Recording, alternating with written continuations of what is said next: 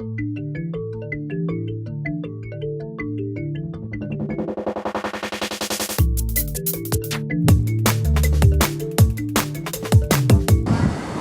are so many things that I love about Brixton, and one of those things has got to be the fact that we've got a listed Grade 2 windmill right here in the heart of Brixton. And it's a direct link to a Lambeth rural past, of course, and it's the only one left in inner London. Now, on the 28th of June, there was going to be another windmill parade and festival. Myself and my community have taken part in it for every year that it's happened, you know, coming to the event or having stalls as well, lots of schools getting involved, and it's a real shame to hear that this year it's had to be postponed. So I've met up with one of the organisers, Magdalene Robelle-Cava, and she's going to be telling me what's going to be happening for the future of the Windmill Festival and Parade. My name is Magdalene Robelle-Cava and I'm the events coordinator for Friends of Windmill Gardens. So, tell us about the Windmill Festival and the parade. How long has it been going for? The festival is in its 9th year and the parade is in its 4th year. This year it's called the Trades Parade. We gather in Brixton Town Centre, walk up the hill to meet the festival. It's usually a crowd of 1,500 people or more, but unfortunately this year we've had to postpone it due to lack of funding. 2011 that I heard about there was going to be a parade in Brixton to promote the windmill, and as I live just around the corner, I went and knocked on my doors of my neighbours and said I would love it if we could all go together and do something. So we gathered, about 8 of us, and we made a banner and we marched from the town hall all the way up here, and to see all the people together was just awesome.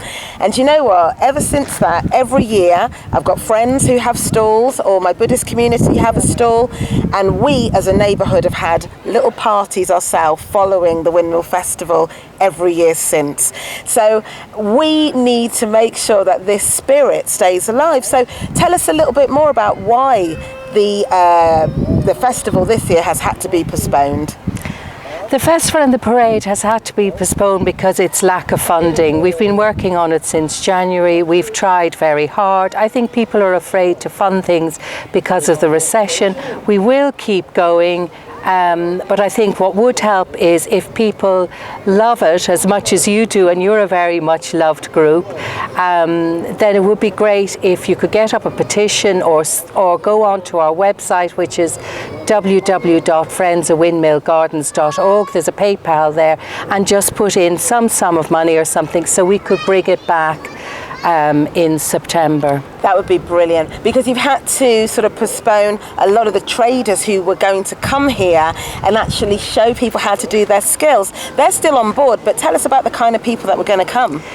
We called it the Trades Parade this year, and we had a blacksmith, we had floristry, we had bricklayers, we had rug makers, a wood turner, and they are very disappointed, but they all want to come back again, but people need to be paid. And I also know the community, because it is a much loved event. They are very disappointed, and there was one year a few years ago where we couldn't do it because the windmill was being restored, and we actually received complaints as to why it wasn't happening. So well, you know, with this then, you know, if you're watching and you've been part of the Windmill Festival, you've came and you've enjoyed it, because it's just brilliant. Even when it rains, we're all happy.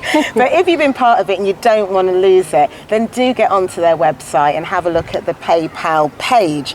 So practically, it's not like you want, you want the funding, and some people might want to give, but it's skills as well, isn't it? People need to be paid for their time. Their time, and also we had the greatest of placements. We had a placement with the old post office bakery. We had a placement with our development officer who teaches. Somebody could have assisted him for a week. There was a placement with an electrician. We also had schools involved who were making floats for this event, so it's hard to disappoint the children, and everything is geared around the children. So yeah, I'm just going to say, just put your hands in your pocket and throw the money towards it so we can do it. Let's definitely do that, because if we don't keep the activities, the the connection between people in the community, seeing little ones, the medium ones and the older ones come together, it'll just become a memory, and it'll be like, do you remember when that used to happen? Do you remember the Windmill Festival? Did you go to the Windmill Festival? If we don't keep it alive, young people, when they grow up, it will just be a distant memory for them, and that will be a real shame. I agree. And also next year is our 200th anniversary, so this is a build-up to the parade and the festival. We were trying new things, and if you want to just donate. You heard the lady, donate. So I will be keeping my eye on what happens, and we will cross our fingers for September, and with your help we know we can be back here at the Windmill Parade and the festival. Thank you.